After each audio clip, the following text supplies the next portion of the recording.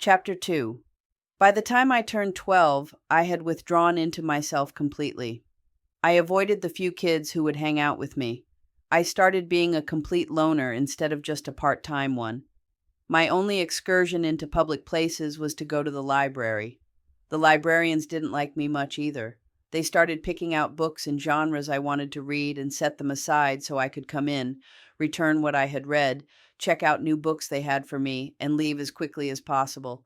I didn't mind this, as it kept my interactions with others to a minimum.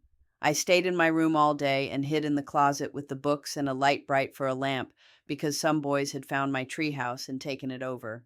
The cord was still long enough back then to wrap around the clothes rod and make it into an overhead light I could read by, but not bright enough for my mother to see through the door during the day. At dusk, the closet got shut tight, with blankets piled in front to keep the things that came in through therein, to keep the man from getting out, and my bedroom light went on, and the books and I continued our quest of solitude. At one point, my mother removed the light bulbs from the overhead fixture because she said I was running up the electric bill, staying up all night. I found a candle in the garage, stole one of her lighters, and read by candlelight afterward. My life continued on its dreary path. The dreams, knowing things, and voices still came. I hid in my books and tried to drown out the intruding thoughts, voices, and emotions. Some days it worked, and most days it didn't work at all. But still, I tried.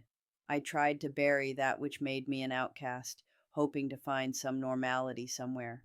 It took my mother almost a year to realize I had become very pale compared to my once darkly tanned skin, that I had dark circles under my eyes, and that I had lost weight. It took her almost a year to notice I never had anyone come over to play and never went anywhere to play. I was under her roof 24/7, with her on weekends and all afternoon during the week after school. When she finally noticed, she kicked me outside all day on weekends, so I smuggled my books out with me and headed to the woods. Since I no longer had my treehouse, I had to find a new hiding spot. I followed a deer trail back deep into the swamp, farther than I had ever gone previously. I could hear larger animals rustling through the palmettos and ground cover. Growls, snuffling, and grunts echoed between the trees all around me.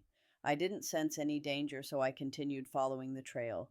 It was dim under all the damp, muddy, and quiet trees except for the wildlife.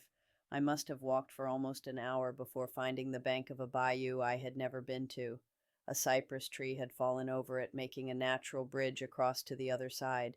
I climbed up the trunk, bark falling away beneath my feet into the murky water, and walked across to the other bank. There was a shushing sound coming from up ahead. Following the sound, I came across my new hiding spot. It wasn't as quiet as my treehouse, but I didn't think anyone would bother me here. It was an overpass of the interstate, sheltered from rain and most wind, dry and secure. I made plans to establish my home away from home, my secret spot that not even a vagrant would find due to the swampy land surrounding this concrete island.